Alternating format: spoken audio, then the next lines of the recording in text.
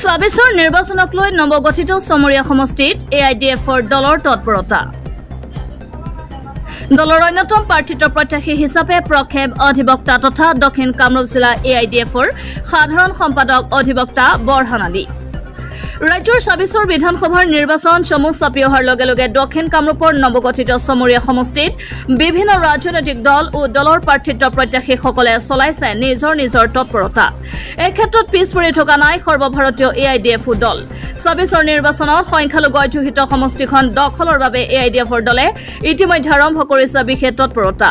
ইয়াৰ সমান্তৰালভাৱে চমৰী সমষ্টিৰ বাবে দলটোৰ দক্ষিণ কামৰূপৰ নেতা অধিবক্তা বৰহান আলী আজি আনুষ্ঠানিকভাৱে নিজকে প্ৰক্ষেপ কৰিছে দলৰ অন্যতম প্ৰাৰ্থিত্ব প্ৰত্যাশী হিচাপে। এই উপলক্ষে আজি পুৰাণগাঁও প্ৰাথমিক বিদ্যালয়ৰ খেলপথাৰত অনুষ্ঠিত হয় AIDFৰ দলৰ এখনি সভা। অৱসৰী শিক্ষক শ্বেখ মহম্মদ পিয়াৰৰ সভাপতিত্বত অনুষ্ঠিত হোৱা সভাখনত স্থায়ী প্ৰাৰ্থিত্ব প্ৰত্যাশী হিচাপে অধিবক্তা বৰহান আলী উপস্থিত থাকি নিজৰ প্ৰাৰ্থিত্ব প্ৰত্যাশীৰ কথা ৰাজহুৱাভাৱে ঘোষণা কৰে।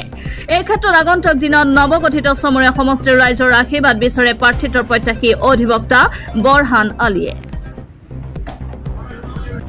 আজি আসলতে আমি ইয়াত এখন পৰ্যালোচনা সভা আহ্বান কৰিছিলোঁ আৰু আজিৰ এই সভাত এই অঞ্চলৰ বিশিষ্ট ব্যক্তিসকলে আহি উপস্থিত হৈ আগন্তুক ২০২৬ চনৰ দলীয় প্ৰাৰ্থী মতামত ও পৰামৰ্শ বিচাৰি আজি ইয়াত সভা অনুষ্ঠিত হ'ল আৰু এই সভাত সকলোৱে পৰামৰ্শ দিলে যে মই আগন্তুক ২০২৬ চনত সৰ্বভাৰতীয় সংযুক্ত গণতান্ত্ৰিক মৰ্চা দলৰ প্ৰাৰ্থী হিচাপে প্ৰাৰ্থী হ'ব লাগে আৰু সেই হিচাপত মই আজিৰ এই মিডিয়াৰ যোগেদি এই অঞ্চলৰ বিশিষ্ট ব্যক্তি দলীয় কৰ্মী আৰু স্থানীয় ৰাইজক মোৰ ফালৰ পৰা মই আন্তৰিক অভিনন্দন জ্ঞাপন কৰিছোঁ।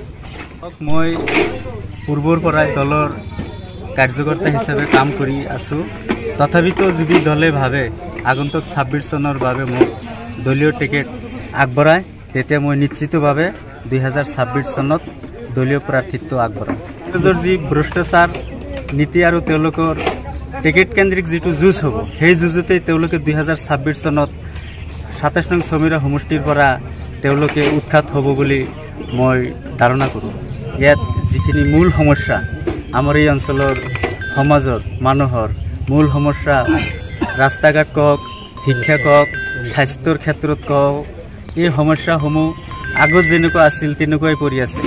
গতিকে যদি আমাৰ দলে প্ৰাৰ্থী হিচাপে মোক আগবঢ়ায় আৰু মই যদি এই অঞ্চলৰ বিশিষ্ট ব্যক্তিসকলে ভোটাৰ ৰাইজে যদি মোক জয়যুক্ত কৰে এই সমস্যাসমূহ যিমান দূৰ পাৰোঁ মই সম্পূৰ্ণ কৰাৰ কাৰণে চেষ্টা কৰিম।